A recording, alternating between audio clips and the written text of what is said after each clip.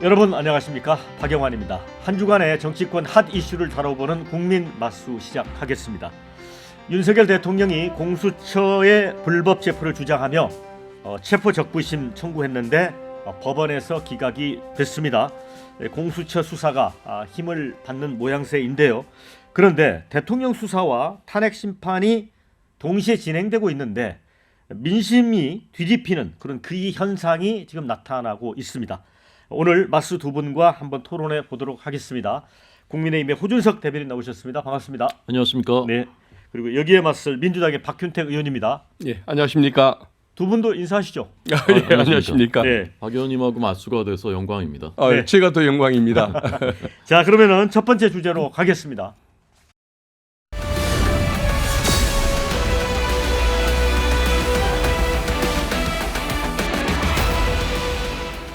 이제 윤석열 대통령 측은 이 공수처의 수사, 체포 영장에 대해서 불법이고 무효다 이런 입장을 강력하게 유지를 해왔습니다.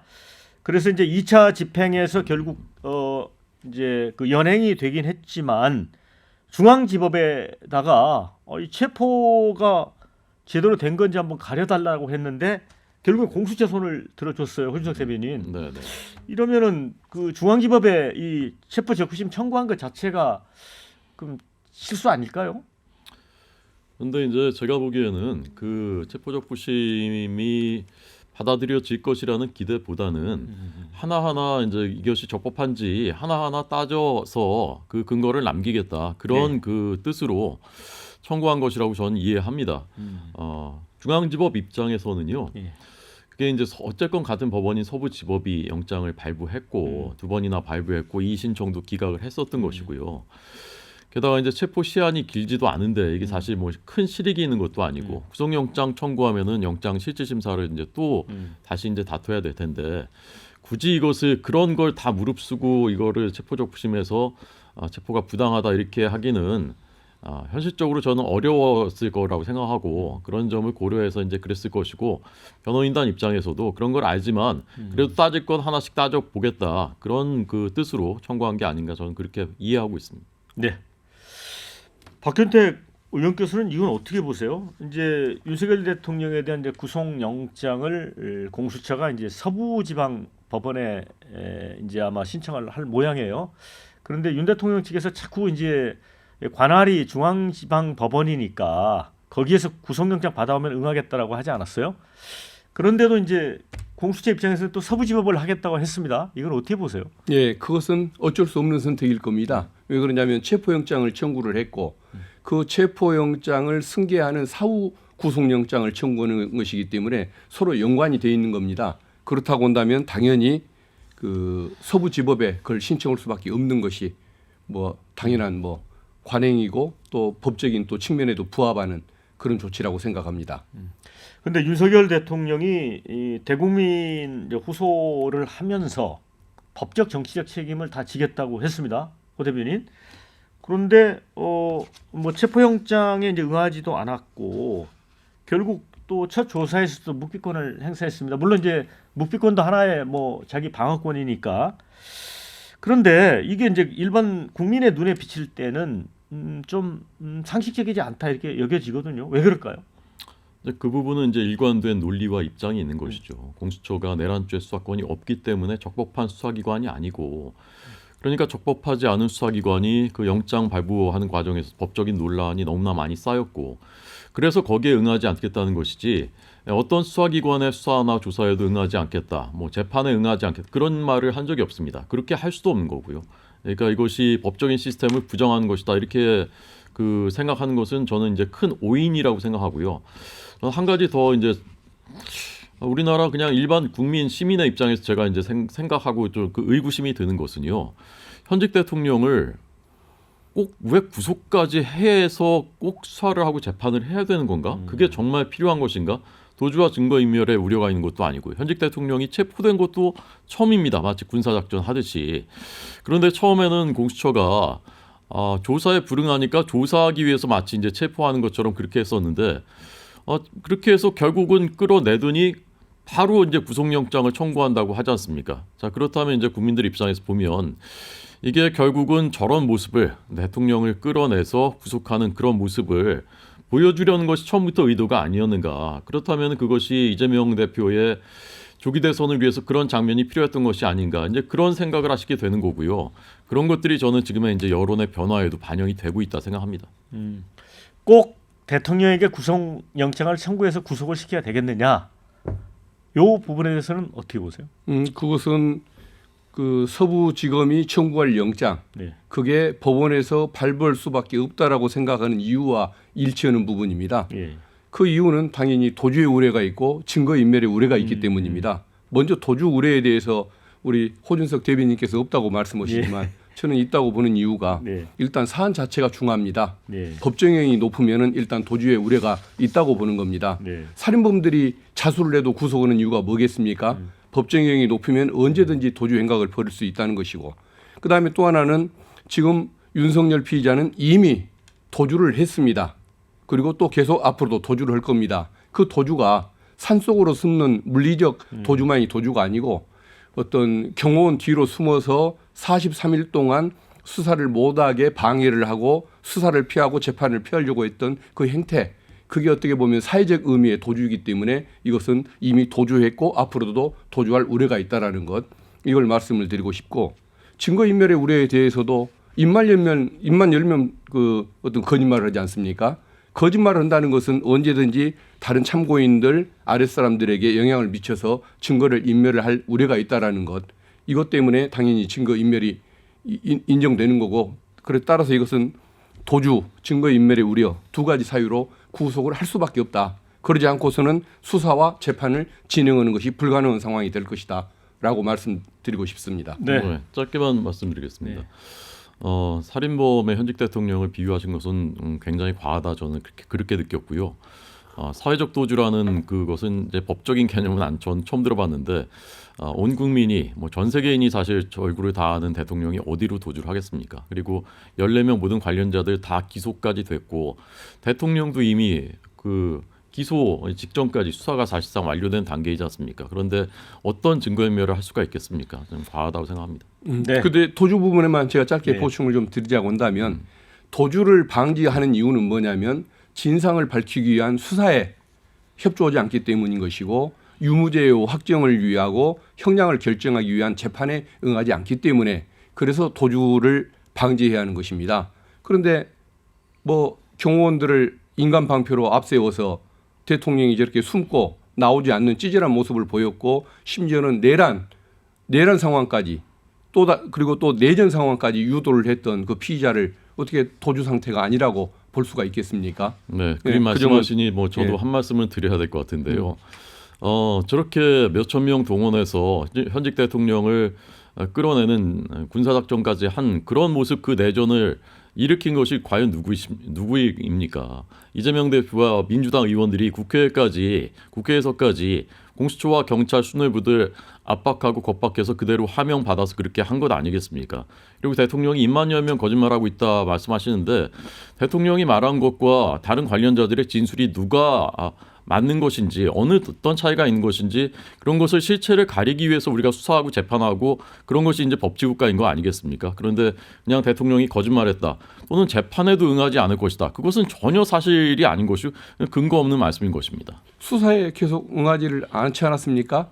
검찰의 2차 소환에 응하지 않았고 공수처의 3차 소환에 응하지 않았습니다. 그래서 체포영장이 청구됐습니까?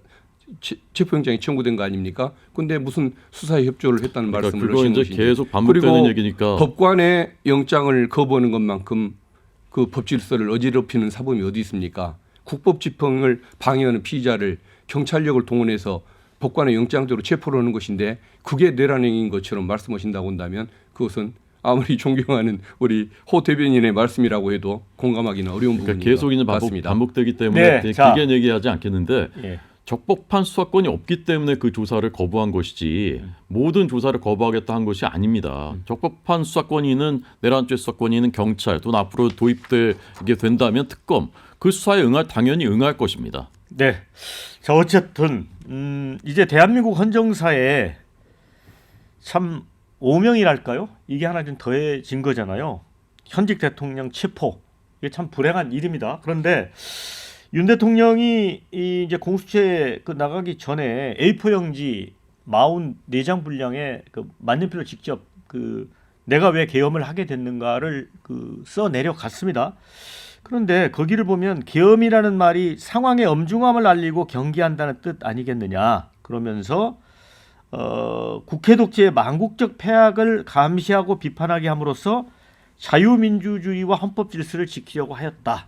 그러면서 최근에 이제 그 윤 대통령 측 그 변호인들은 실패한 계엄이 아니라 평화적 계엄이었고 일종의 구국의 결단이었다 이런 주장을 합니다. 어떻게 보세요, 박 의원님은? 저건 거의 궤변이라고 봐야겠죠. 평화적 계엄이 어디 있습니까? 평화적 내란이 어디 있습니까? 저것은 뭐 따뜻한 아이스크림만큼이나 뭐 어이가 없는 그런 주장에 불과하다고 봅니다. 예. 저 내용을 보면 호구로 가득 차 있습니다. 군을 동원해서 헌법기관을 장악을 하고 그리고 국회와 선관위에 분명히 무장한 군인들을 보냈지 않습니까? 않습니까? 그런데 그걸 가지고서 장난이었던 것처럼 얘기하는 거 그런 말이 안 되는 것이겠죠. 그리고 저 내용을 보더라도 자기가 잘못한 것에 대한 반성은 없고 책임질 자세도 없고 그야말로 수많은 지지자와 경호원들을 인간방패로 내세워서 그 사람들을 또다시 범죄자로 만들어서라도 자기 혼자 무사하겠다는 그런 의도를 드러내는 거 아닙니까? 그야말로 대한민국 국격 훼손을 가져오고 추한 행태를 가져온 정말 전혀 존중의 여지는 없는 그런 행태라고 볼 수밖에 없겠습니다. 호 대변인은 어떻게 보셨어요? 비상계엄 자체가 그것 자체가 마치 죄악인 것처럼 위법이나 위헌인 것처럼 하는 것은 그건 잘못이죠. 비상계엄은 헌법에 규정이 되어 있는 것입니다. 다만 그것이 이제 요건에 맞았느냐, 그 다음에 그 과정에서 위헌과 위법이 있었느냐, 이것은 이제 헌법재판소와 법원에서 다투게 될 것입니다. 따지게 될 것입니다. 그런데 미리 비상계엄 한 것 자체만으로도 무슨 내란을 저질렀다, 범죄를 저질렀다 이렇게 규정하는 것은 저는 큰 잘못이라고 생각하고요. 그것은 법치에 따라서 우리가 앞으로 가리면 되는 문제입니다. 그리고 이제 그 모든 것이 다 궤변이라고 말씀하셨는데 대통령이 왜 비상계엄에까지 이르게 됐을까? 그리고 그 과정에서 야당이 그것을 유발한 그런 요인들은 어떤 것이었나? 이런 거에 대해서 국민들이 지금 새롭게 이제 판단을 하고 계시는 과정입니다. 그런 것이 지금 사실은 여론조사로 데이터로 다 반영이 되고 있지 않습니까? 그러니까 지금 박 의원님께서 그것은 다 궤변이고 다 말이 안 되는 것이다라고 규정하는 것은 대통령뿐만이 아니라 거기에 일부 동의하는 국민들 중에는 그 중에 대통령의 말씀 중에 일부에 동의하는 분도 있고 어떤 과정에 동의하는 분도 있기 때문에 여론이 지금 움직이고 있는 것이거든요. 그런데 그것은 다 민심이 다 어리석다 그렇게 규정하는 거나 마찬가지 아니겠습니까? 민심이 어리석은 것이 아니고 윤석열의 어떤 그 내란 행위를 끝내 옹호하려고 하고 그것을 지키고자 그 어떤 그 선동을 하고 있는 극우 수구 세력들의 민심이 어리석은 것이고 그 여론조사가 저는 여기에 반영돼서 지금과 같은 잘못된 결과가 나타난다고 보고 있습니다. 저 이제 너무 폭넓게 그 감싸려고 하시다 보니까 무엇부터 비판해야 할지를 모르겠는데 그 지금 비상계엄 조치가 어떻게 재판 결과를 지켜봐야지 지금은 판단할 수 없다고 말씀하십니까? 헌법 규정을 보면은 전시 이에 준하는 그 사태가 일어났을 때 계엄을 발동할 수 있다고 되어 있지 않습니까? 작년 12월 3일 날 비상계엄을 발동하던 날 어떤 뭐 북한의 총격전이 있었습니까? 어디 대한민국에 소요 사태가 있었습니까? 그 평범하고 아무도 느끼지 못했던 그 상태에서 비상계엄이 선포됐고 그걸 봤던 국민들이 이거 가짜 뉴스 아니냐, 뭐 AI가 장난치는 거 아니냐라고까지 의심을 하고 저도 귀를 의심하고 눈을 의심을 했는데 그런 상황을 두고서 그게 합헌적이고 합법적일 수 있는 것처럼 말씀하시는 그건 동의하기 어렵고 그런 식으로 감싸다 보니까 그에 대해서 그 말씀을 믿고 싶어하는 일부 그 수구 세력들이 지금 저렇게 내란 상황에 동참하는 지금 상황을 만들어내는 것 아니겠습니까? 좀 국힘 의원들이 국힘 그 관계자들이 조금 뭔가 좀 공당의 그 어떤 그 구성원으로서 책임 있는 모습을 좀 보여줬으면 좋겠습니다. 저는 개인적으로는 그 12월 3일 비상계엄 사태에 그것이 위헌이냐 위법이냐에 대해서 제 개인적인 판단은 있습니다. 그렇지만 그것을 이미 다 결론을 딱 내려놓고 이것은 뭐 분명하다, 뭐 따질 것도 없다. 그걸 왜 이의를 제기하느냐 이런 식으로 하시면요. 그러면 헌법재판은 왜 하는 것이죠? 재판은 왜 하고 수사는 왜 하는 것이죠? 그건 정말 굉장히 위험한 태도라고 생각합니다. 그리고 2016년, 17년에 그렇게 그냥 일방적으로 밀어붙이고 몰아붙이고 마치 모든 루머와 의혹도 다 사실인 것처럼 했을 때 우리 사회가 어떤 부작용을 맞았는지 그것을 다 우리가 기억하고 있습니다. 그래서 우리가 하나하나 가릴 것은 가리고 수사나 하고 재판하고 그렇게 해서 결론을 내리자는 것이 우리 사회의 성숙한 태도이고요.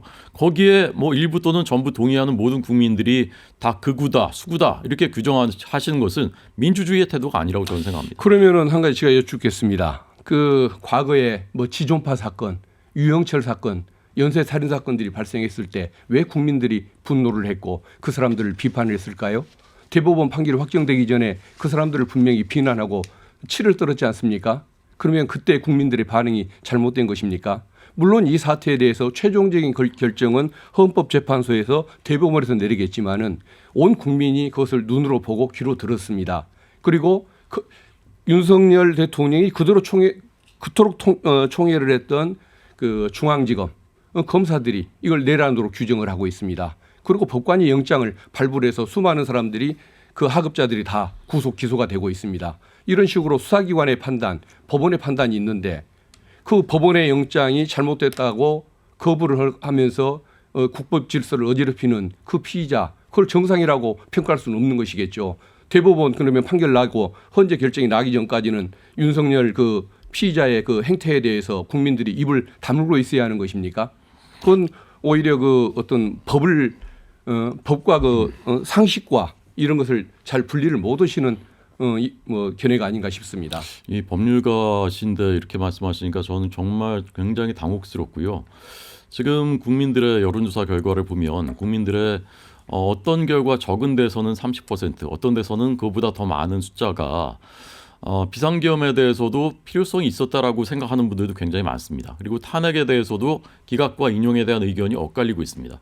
그러면 의원님께서 말씀하신 대로라면 거기에 이제 동의하는 그런 국민들은 다 그런 상식도 없어서 그렇게 판단하는 거라고 생각하시는 겁니까? 유영철과 지존파를 어떻게 여기에 똑같이 비교하십니까? 그게 말이 된다고. 대한민국에 끼친 피해는 윤석열 피의자가 더 그건 의원님 큽니다. 생각이고요. 네. 그렇게 생각하시는 분들의 생각입니다. 네, 자 여기까지 듣고요. 예. 우리 두 번째 주제로 넘어가겠습니다.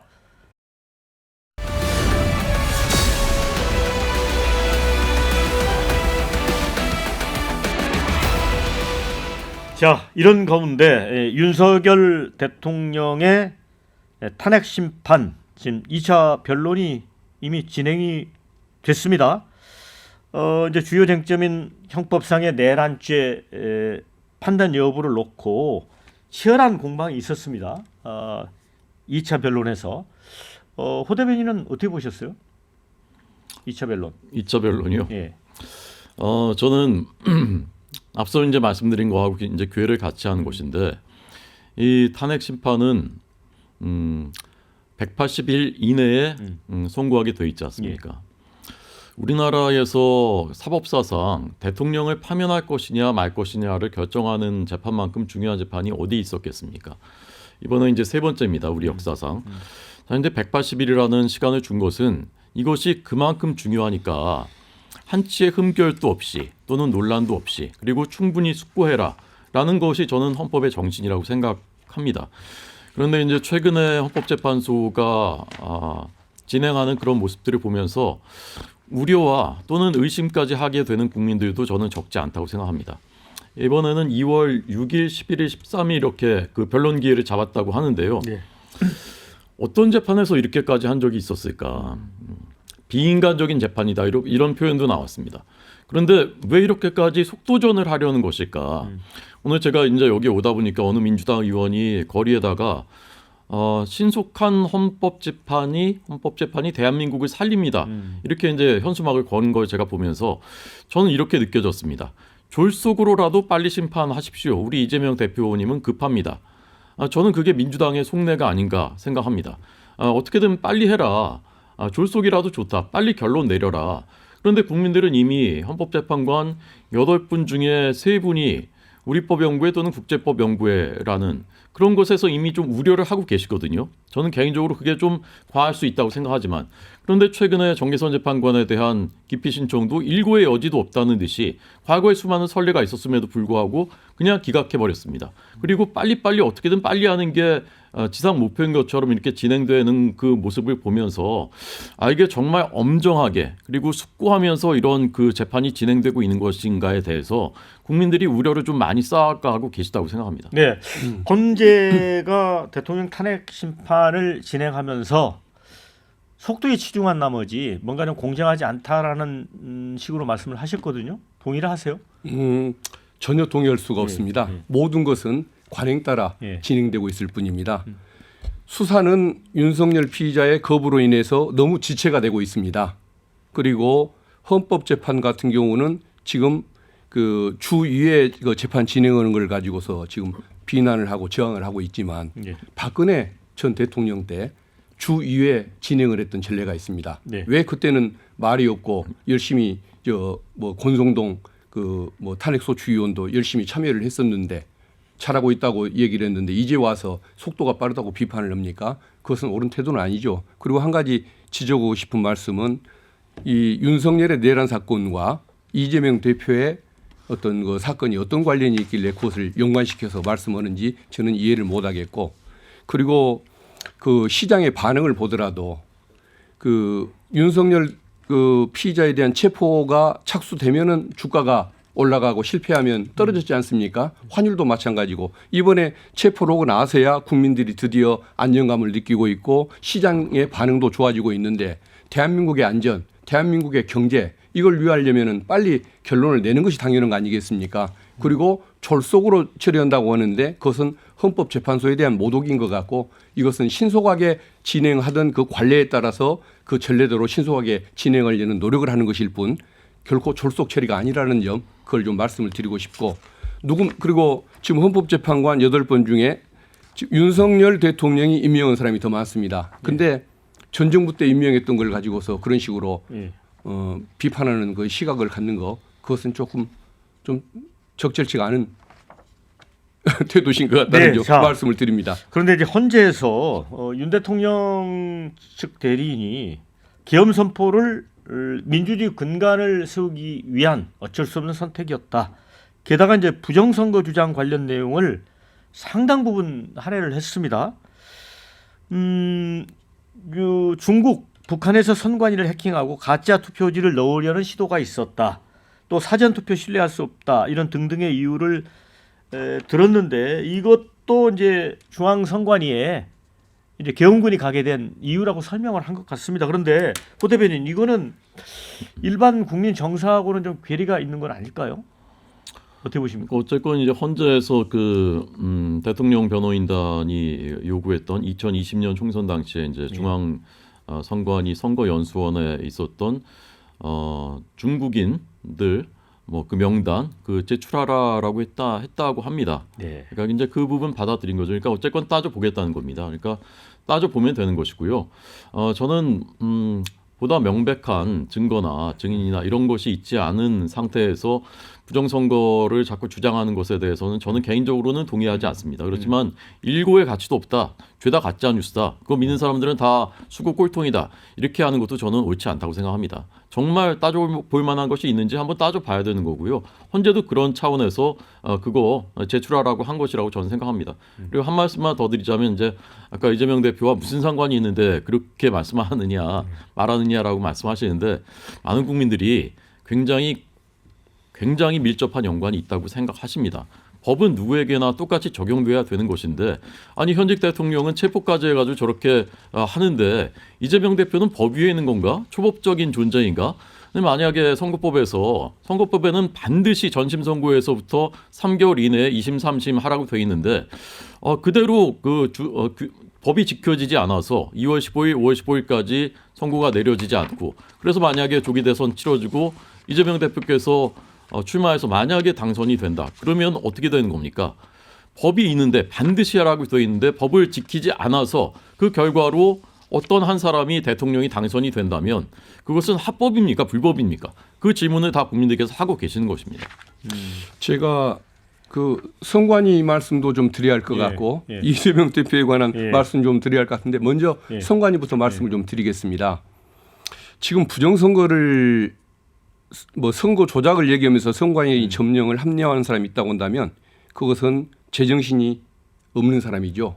정신 외출증에 걸린 사람이라고 봐야 합니다. 선관위에서도 얘기를 했습니다만 선관위의 그 어떤 전산망이 외부하고 차단이 돼 있기 때문에 해킹이 불가능합니다. 그리고 그 전산 그 뭐 발표한 결과가 그 투표 뭐 조작으로 이어졌을 거라고 얘기하는데 투표를 하게 되면 개표 과정에서 반드시 양측을 대리하는 참관인들이 가서 현장 투표를 직접 지켜보지 않습니까? 예. 그 투표 결과가 전산망에 입력이 되는 것이고 그 결과가 일치할 때 그걸 토대로 당선자를 발표하게 됩니다. 선거 현장에서 개표원들이 다 지켜봤고 그것이 선관위의 발표 내용과 일치하느냐 하지 않느냐를 직접 점검을 해서 후보자를 결정하게 돼 있는데 그게 그 조작된 결과에 의해서 당선된다고 얘기하는 사람들은 그러면 자기들 참관인들이 가서 그 일부러 그것을 방조를 했다는 얘기입니까? 그것은 그래서 정상적인 사고를 하는 사람들 같으면 그런 얘기를 할 수 없다는 것. 왜 윤석열 피청구인과 갖고 와지는 사람들은 다 그렇게 정신 나간 소리만 하느냐 이 점을 분명히 지적하고 싶습니다. 네. 그리고 이재명 대표 선거와 관련된 말씀을 좀 드리겠습니다. 선거직들이 법에는 633이라고 나와 있지만 선거 재판하는 과정에서 2년씩도 걸리고 4년 가까이 가는 경우도 있었습니다. 그런데 이재명 대표에 대해서만 지금 그런 비판을 하시는데 1심이 늦어졌던 것은 말씀이죠. 검찰이 너무 많은 증인을 신청하는 바람에 늦어졌던 것입니다. 네. 그리고 재판에 이재명 대표가 한 번도 응해보지 않은 적이 없습니다. 2심도 마찬가지일 것입니다. 2심과 관련해서도 왜 통지서를 늦게 받았냐라고 이게 말씀하지만 그때가 비상계엄 직후여가지고 집에 들어갈 수가 없는 상황이었습니다.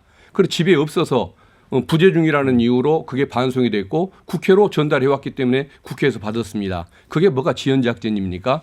그리고 또 하나 1심도 그렇고 2심에서도 그렇고 분명히 따질 부분이 뭐냐면 백현동 사건이 그 어떤 그 선거법 위반의 뿌리에 해당하는 사건 중에 하나인데 검찰이 그 사건 기록을 숨기고 계속 내놓지를 않았습니다. 1년, 2년 넘도록.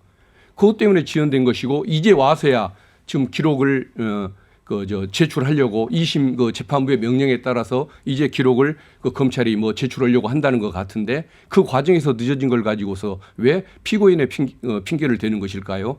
그리고 그 2심 재판도 빨리 진행될 예정이고 그리고 1심 재판부에서 그 사건을 저는 소홀히 봤다고 보고 있습니다. 검찰이 요구하는 대로 다 해줬는데 2심에서는 제발 집중 심리를 통해서 꼼꼼하게 검토해서 제대로 된 결론이 나오기를 역시 희망하고 있다는 것 그걸 말씀드리고 싶습니다. 사실관계만 짧게 네. 말씀드리겠습니다. 선관위 해킹이 불가능하다 사실이 아닙니다. 해킹에 매우 취약하다는 사실이 국가기관의 감사를 통해서 이미 명백하게 드러났습니다. 감사원 감사 말씀하시나요? 네, 심지어는 비밀번호 1, 2, 3, 4, 5 이런 것까지 이건 다 이제 보도가 된 사실이고요.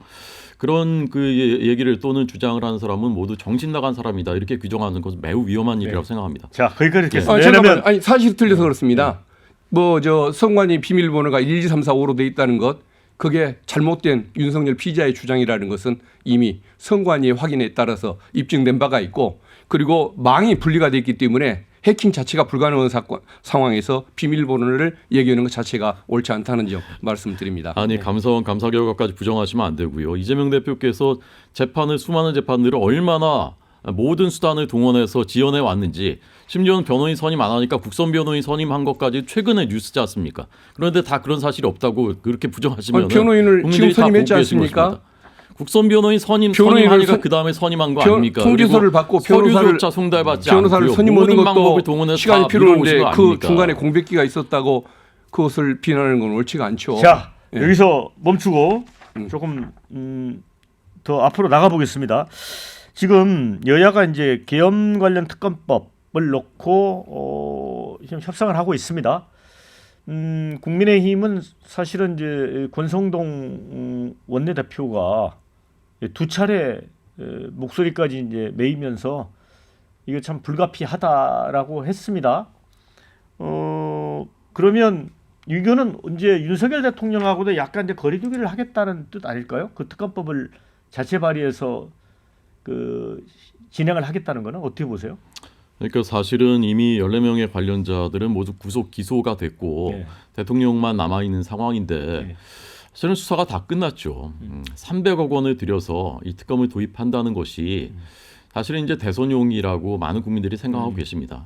그렇지만 이제 국민들께서 마치 이제 그 최종적인 통과 의례처럼 특검을 생각하시는 그런 그 경향이 있고, 그리고 이제 수사권 논란도 있고 하기 때문에 특검을 도입하는 것이 불가피하다, 이제 그런 판단을 내리게 된 것이고요. 그래서 국민들이 납득하실 수 있는 합리적인 그 특검 법안을 만들어서 그래서 이제 진행을 하면 된다고 생각하고, 한 가지 말씀을 드리지 않을 수 없는 것은 외환, 국민들과 국제사회가 크게 우려하고 있습니다. 영김 미 연방 하원 의원이 지금 이 내란 주도 세력들이 북한에는 유화적이고 중국에는 순응하고 있고, 그래서 이 탄핵 주도 세력들이 계속해서 이렇게 활동을 하면 혼란은 가중될 것이다. 그리고 국제사회는 더 크게 우려할 것이다. 이런 내용을 더 힐즈에 기고했고 인터뷰도 하고 있습니다. 이 의원은 우리가 아는 대로 20년 동안 미국 하원 외교위에서 보좌관으로 활동했고 현재 이제 3선 연방 하원 의원이고요. 현재 미 하원 외교위의 동아태 소위원장입니다. 왜 그러면 이례적으로 이렇게 한국 정치에 대해서 이런 비판을 했을까? 매우 심각한 상황이라고 보고 있기 때문입니다. 민주당의 안보관, 대북관, 대북 대중에는 굉장히 굴종적인 자세. 근데 이런 것들이 이번에 이른바 내란 특검 법안에 외환죄를 수사하겠다. 거기에 대북 확성기, 대북 전단, 분쟁 지역 파병 이런 것까지 넣겠다라고 하니까 도대체 민주당의 안보관은 무엇인가? 왜 저렇게까지 하는 것인가? 어떻게 대한민국을 지키겠다는 것인가? 여기에 대해서 특히 우리 국민들 20대, 30대들 여론이 이것은 아니지 않나라는 것이 급속하게 퍼지고 있는 것입니다. 이런 부분에 대해서는 민주당이 명확한 입장을 밝혀야 될 것이고요. 앞으로 이런 것이 전 대선에서도 조기 대선 치러진다면 큰 이슈가 될 것이라고 생각합니다. 그런데 외환죄 부분과 관련해서는 민주당도 이제 당초 주장했던 거에서 일부를 좀 빼지 않았나요? 조금 범위를 축소했습니다. 그렇죠. 전체를 훑어보는 것이 아니라는 예. 것을 분명하기 위해서 조금 그 범위를 축소를 했습니다. 그런데 외환죄 관련해서 지금 안보관을 말씀하시는데 제가 이 부분은 지적을 하지 않을 수가 없습니다. 선거 때마다 또는 뭐 정치 현안 때마다 민주당을 공격하는 방법으로 뭐 대공 문제를 그렇게 말씀하십니다. 자, 한번 보십시오. 북한에게 삐라를 계속 보내서 자극을 해서 쓰레기 오물 투하가 있을 때 그것을 온점 타격을 하고 국방부 장관이 지시하는데 전쟁이 날까봐 합참 의장이 거부를 해왔지 않습니까?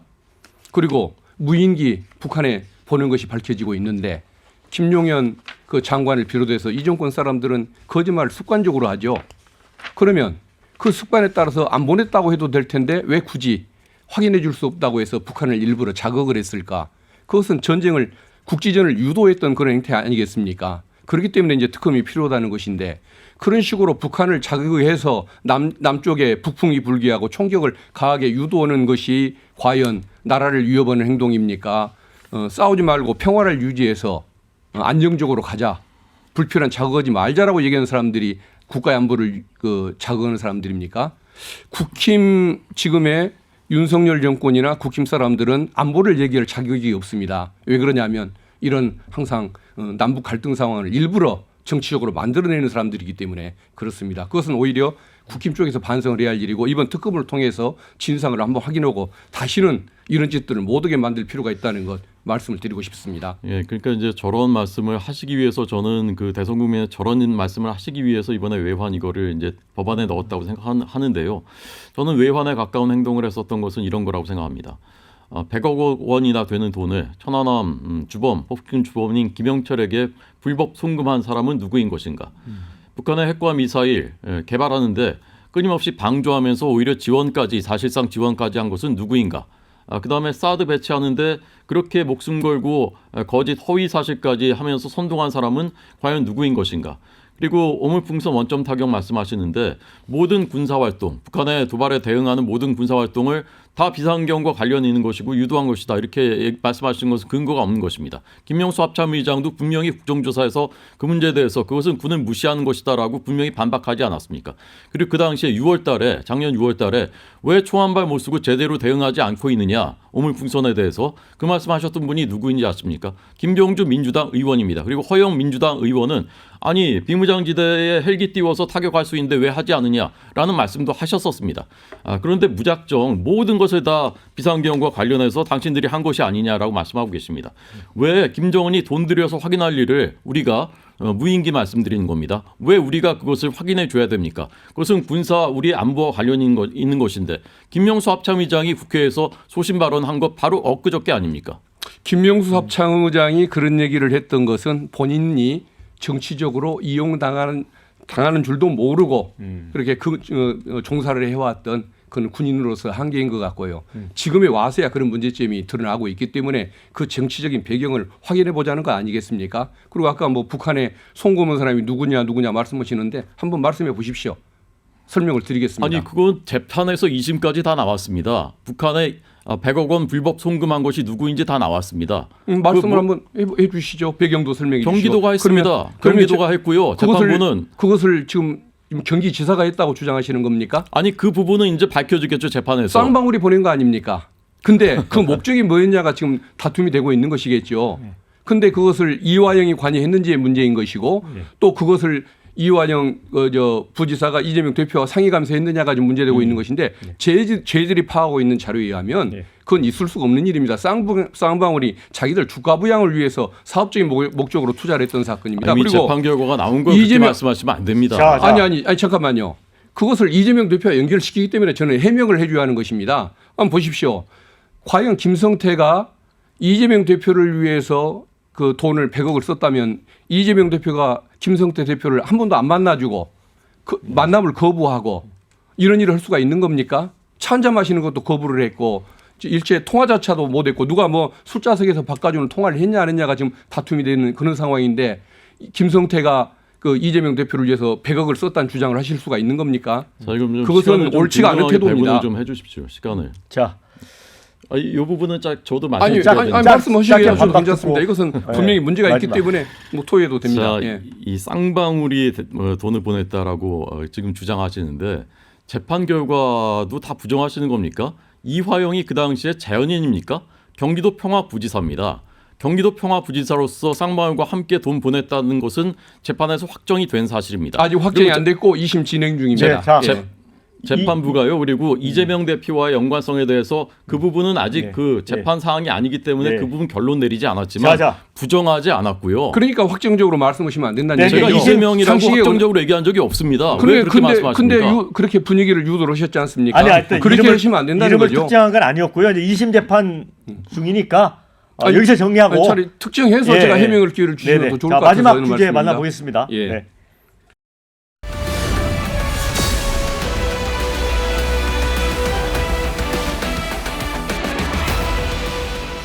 네, 이 이제 비상계엄에 대해서 이제 한동훈 전 국민의힘 대표조차도 위헌적이고 위법적이었다 이렇게 이제 입장을 정리를 했던 내용인데 희한하게 이제 대통령 지금 그 체포되고 그렇죠? 그다음에 헌재에서 이제 탄핵 심판이 진행되고 있는데 역으로 윤석열 대통령하고 국민의힘 지지율이 급상승하고 있습니다. 그래서 이 세상이 미친 건가? 이런 얘기를 하는 사람도 있어요. 고준석 대변인은 왜 그렇다고 보세요? 세상이 미쳤다고 할 수 있겠습니까? 그렇게 생각하시는 분들도 있는 것 같은데 보십시오. 최근 이제 여론조사의 공통적인 패턴은 이렇게 역전이 되고 있는데 그게 어디서 역전이 되고 있는 것이냐? 20대, 30대예요. 어제 나온 MBS 조사, 그다음에 그 전에 리얼미터 조사 다 똑같은 패턴입니다. MBS 조사는 1주 전에 비해서 1주 전에는 민주당과 국민의힘 지지율이 거의 2배 차이였거든요. 근데 이제 다 한 자릿수 이내로 들어왔어요. 3% 포인트까지 근접한 곳도 있습니다. 자, 그럼 이제 왜 그럴까? 최근에 SNS, 유튜브 이런 데 보면 젊은이들이 만든 콘텐츠가 굉장히 많습니다. 민주당의 반민주성, 이재명 대표가 지금까지 보여왔었던 행태와 말 이런 것들을 비판하는 콘텐츠들이 굉장히 빠르게 확산이 되고 있습니다. 저는 이것이 마치 우리가 80년대 학교 다닐 때 이른바 해방 전후사의 인식 이런 그 해전사라는 책이 그 당시 젊은이들한테 굉장히 영향을 많이 미치고 지금까지도 이제 운동권 출신들이 그 세계관으로 정치, 경제, 사회를 재단하는 그런 경향을 보이고 있는데 저는 지금 젊은 세대들이 우리 역사 그리고 현재 벌어지는 상황에 대해서 재인식을 하는 과정이 아닌가 저는 이제 그렇게 생각을 합니다. 이게 그 20대, 30대들이 비상계엄 옹호하고 있는 것이 아닙니다. 그게 잘했다 박수치고 있는 것이 아니에요. 다만 종합적으로 판단을 하는 겁니다. 왜 그렇게 됐을까? 그 전에 어떤 일들이 있었던 것일까? 그리고 그 비상계엄 이후에 지금 민주당이 독주하고 폭주하는 과정에서 보여주고 있는 그 행태들 거기에 대해서 판단을 하고 있는 것입니다. 그런데 그 컨텐츠들 한번 보십시오. 거기에는 단 하나의 가짜 뉴스, 거짓말 이런 것이 없습니다. 젊은이들이 정확하게 사실관계를 파악하고 그것을 비판하고 있는 것이거든요. 근데 지금 민주당의 태도는 다 가짜 뉴스다. 그래서 이재명 대표 지지율이 떨어진다. 그러니까 그거 검열해야지. 유튜브 콘텐츠 그거 SNS로 카톡으로 퍼나르면 단순하게 퍼날라도 단호하게 고발하겠다. 이런 태도를 보이고 있는 것입니다. 이건 점점 더 민주가 멀어지고 있는 것이죠. 예. 민주당은 어떻게 보고 있어요? 이런 이 부분에 대해서는 아직 당의 뭐 특별히 공식적인 입장이 나오지 않았기 때문에 당의 입장이 아니고 제 개인 의견이라는 전제하에 한 말씀 드리겠습니다. 지금 그 윤석열 대통령 탄핵 당시에 탄핵 찬성 여론이 80% 가까이 되지 않습니까? 근데 그 뒤에 더욱 추하고 찌질한 모습만 계속 보여왔지 않습니까? 그렇다고 한다면 윤석열 그 피청구인을 탄핵하지 말아야 한다라고 믿는 국민이 이렇게 낮아질 리는 없다고 생각합니다. 오히려 늘었으면 늘었지 줄 수는 없다고 생각합니다. 그러면 왜 이런 여론조사 결과가 나올까? 아마 민주 진영에게 정권을 뺏기는 결과가 올까 봐 수구 보수 세력들이 뭉치는 이런 상황. 보수의 결집. 보수의 결집. 그다음에 참여율 상승으로 여론조사에 이런 게 나타나고 적극적으로 응한다. 민주당 내지는 민주 진영 사람들은 43일간 윤석열 그 피의자가 체포될 때까지 굉장한 피로증을 겪었기 때문에 참여율이 낮아서 이런 점을 말씀드리고 싶습니다. 그리고 20대, 30대 뭐 청년도 말씀하시고 그러는데 저는 여기에 찬성하는 뭐 20대, 30대든 국민들이든 이게 그렇게 상식을 가진 사람들은 아니라고 봅니다. 그렇기 때문에 수구 보수 세력들의 일부의 의견이라고 저는 생각을 할 수밖에 없습니다. 그 대표적인 예가 뭐냐? 김문수 장관에 대한 지지율이 매우 상승을 했더군요. 매우 높게 지금 국힘에서 1등을 하고 있던데 우리 호 대변인도 김문수 같은 분이 국힘의 대선 후보로서 적합하다고 믿지는 않은 분일 것 같은데 그 현상만 보더라도 상식과 정상성을 가진 국민보다는 그렇지 않은 수구 꼴통성을 보이는 시민들이 참여한 결과일 것이다. 저는 그렇게 분석을 하고 싶습니다. 그러니까 그 강성 보수의 입장을 지닌 분들이 여론조사에 적극적으로 응했다라고 이제 보시는 것 맞습니다. 같아요. 어떻게 보세요, 고대변인? 저렇게 이제 민주당이 계속 생각해 주셨으면 좋겠어요. 저는. 물론 제 견해입니다만 개인적인 저는 뭐 견해고. 잘못된 건 아닌 것 저렇게 같습니다. 계속 생각하시면 만약에 조기 대선이 치러지면 저희한테 굉장히 유리할 겁니다. 저는 한번 보십시오. 그 데이터. 그러면 이 여론조사 결과에 따라서 김문수 후보를 그러면 내놓으십시오. 보시고요. 그것도 우리가 바라는 바입니다. 보수가 다 결집해서 그것도 이제 다 수구 꼴통 이렇게 말씀하시는데 그것도 굉장히 정말 오만한 말씀이고요. 그렇게 우리와 다른 생각하는 사람들은 다 수구 꼴통이고 그 사람들이 다 결집해서 지금 여론이 이렇게 바뀌고 있다. 정말 위험하고요. 그렇지만 그냥 당리당략으로만 생각하면 민주당이 저렇게만 계속 생각하시면은 우리가 다시 한번 기회를 얻겠구나 그런 생각을 했습니다. 저는. 그런데 여론조사가 이제 그 초창기에 나왔을 때는 약간 이제 민주당에서도 한 2개 여론조사 기관 정도는 의심을 했던 것 같습니다. 그런데 이 주간 단위로 이렇게 정례적으로 하는 여론조사도 이제 비슷한 트렌드가 나오니까 이게 그러면 잘못된 게 아니다라고 생각하는 사람도 좀 많은 것 같습니다. 이제 더 놀라운 거는 탄핵 찬성이 아까 70, 80%까지 나왔었는데 최근에는 오차 범위 안에 들어왔습니다. 탄핵 찬성과 반대가. 그 다음에 결국 이렇다 보니까 이제 민주당이 초기에 이제 비상계엄은 내란이다 이런 이제 프레임을 전개를 했잖아요.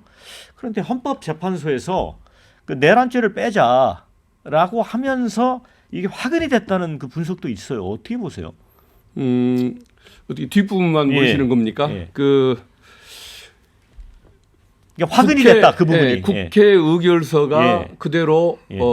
유지가 되고 있습니다. 예. 다만 변론을 펼치는 방법에 있어서 변호인들이 내란죄 형사범보다는 헌법 위반 위주로 이것을 심판을 진행하도록 하겠다라는 의사표시에 불과했던 그 것인데 얘기는 알겠는데 만약에 예.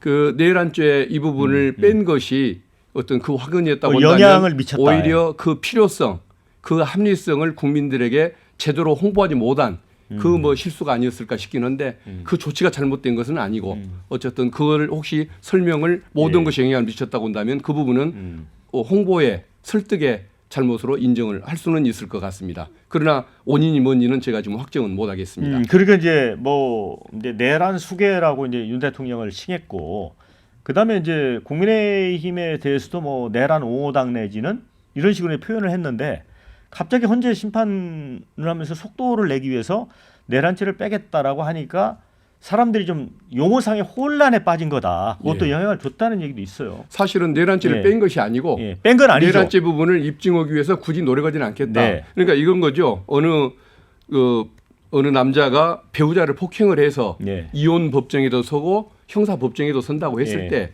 이혼 법정에서 그 이혼 얘기만 하면 되는 거지 징역을 몇 년 선고해달라. 형사 법정에서 주장해야 할 내용을 굳이 여기서 얘기하지 않겠다라고 한 것이기 때문에 지극히 합리적인 조치인데 그럼에도 불구하고 남편을 봐주려는 의도로 만약에 오해가 됐다고 한다면 그것은 어쨌든 설명을 잘못한 부분에 책임도 있을 수는 있겠습니다. 근데 호 대변인 네. 어쨌든 지금 이제 윤 대통령하고 국민의힘 지지도가 동반 상승하는 거 이게 윤석열 대통령과 국힘이 잘해서가 아니라는 건 당에서도 알고 있는 거죠. 네, 물론입니다. 저는 이렇게 봅니다. 국민들께서 윤 대통령이 진짜 좋거나 아니면 윤 대통령이 잘했거나라고 생각하는 것보다는 국민의힘 마찬가지고요. 양쪽을 견줘봤을 때 정치는 차선을 선택하거나 아니면 차악을 선택하는 거 아니겠습니까? 그런데 우리의 미래에 더 큰 악영향을 미칠 수 있는 정치 세력과 집단은 누구인가에 대한 판단, 지금 더 잘못하고 있는 정치 세력은 누구인가에 대한 판단. 그런데 어느 쪽이 더 집권 가능성이 높지? 이러다 정말 큰일 나겠는데? 나라가 어떻게 되는 거지? 그런 판단들을 하고 계시다고 생각해요. 그런 것이 자 그러면 탄핵 찬성하느냐 반대하느냐 물어봤을 때 나라도 이거 뭐 반대해야 되겠는데? 이런 마음들 이렇게 해서 그것이 이제 반영되고 있는 것이라고 저는 생각하거든요. 근데 이게 민주당이 하나하나 쌓아왔었던 지금까지 탄핵 권한대행조차도 이런 국가 혼란 상황 속에서도 또 탄핵하고 그 다음에 대행의 대행한테는 민주당 대표 이재명 대표께서는 만나기 30분 전에 그 사람이 국정혼란의 주범이다 이렇게 하는 모습. 내일인가 모레인가는 6대 은행장을 다 불러서 이재명 대표께서 다 소집을 해가지고 만나신다고 하시는데 대통령이 아니라 대통령 정도가 아니라 지금 거의 총통급의 권력을 이미 민주당과 이재명 대표가 행사하는 것 같은 그런 독선 이런 것들 카톡을 검열한다. 상상치도 못하는 듣도 못한 이런 일들을 하고 내란죄라더니 내란죄는 갑자기 이제 뺀다고 하고 이런 모습들을 보면서 국민들이 하나하나 판단을 하고 계시는 것인데 그것을 수구 꼴통들만 결집했다 이렇게 보시면 안 됩니다. 네. 제가 진심으로 드리는 충고입니다. 네, 박 의원님. 예. 지금 제1당 대표가 그 전부터 또 내란 이후까지 그 경제가 이렇게 망가져가고 아무도 관심을 안 갖는 이 상황에서 제1당 대표가 책임감을 가지고 그 금융기관장들하고 간담회를 갖는 것을 가지고 네. 독재, 독선, 소집 이런 식으로 표현하는 것은 조금 아니다. 의도적인 공격으로밖에 예. 볼 수가 없다는 말씀을 드리고 싶고 어쨌든 그 말씀 주신 거 우리도 뭐 참고를 해서 뭔가 좀 깊은 더 연구는 하긴 해야겠습니다만은 그래도 그 국민들이 정상적인 국민들이 내란범을 떠나서 그 이후에 내란을 옹호하는 사람들을 지지하기 위해서 그런 지지율을 보냈다고 저는 믿고 싶지는 않고 오히려 그야말로 내란을 정말 옹호하는 데 나서고 있는 그 어떤 수구 세력들 중심으로 이런 그 결집이 이루어지고 있다는 것에 대해서도 한번 생각을 해보실 필요는 있지 않나 싶습니다. 만약에 그걸 믿는다고 한다면 정말 김문수 후보를 대선 후보로 내세우시기를 저도 김문수 후보가 되게 충고를 드리겠습니다. 무서우신가 봐요. 자꾸 예, 김문수 후보 얘기하시죠. 아주 무섭습니다. 꼭 좀 네. 후보로 내주시기 바라겠습니다. 자, 이제 마무리 해야 될 것 같아서 두 분에게 50초씩 시간을 드릴게요. 우리 호 대변인부터 마무리 말씀. 그 지금 제가 보기에 20대, 30대들이 지금 그 여론의 주도권을 갖고 있습니다. 네. 그런데 저는 우리나라의 20대, 30대들의 이른바 MZ 세대는 네. 글로벌을 수평적으로 따져봐도 최고의 경쟁력, 우리 역사를 통틀어봐도 당군 이래 최고 경쟁력, 이 굉장히 빠른 정보 습득과 정확한 판단력을 갖고 있다고 생각합니다. 그런데 지금 왜 저들이 저렇게 급속하게 여론이 움직이고 있을까? 저는 한번 돌아보셔야 된다고 생각하고요. 특히 대북관, 대중관, 저는 이게 결정적인 영향을 미쳤다. 그리고 우리가 당연한 것으로 받아들여왔던 민주주의 자체가 흔들릴 수 있겠구나. 어떤 일이 벌어질지 모르겠구나.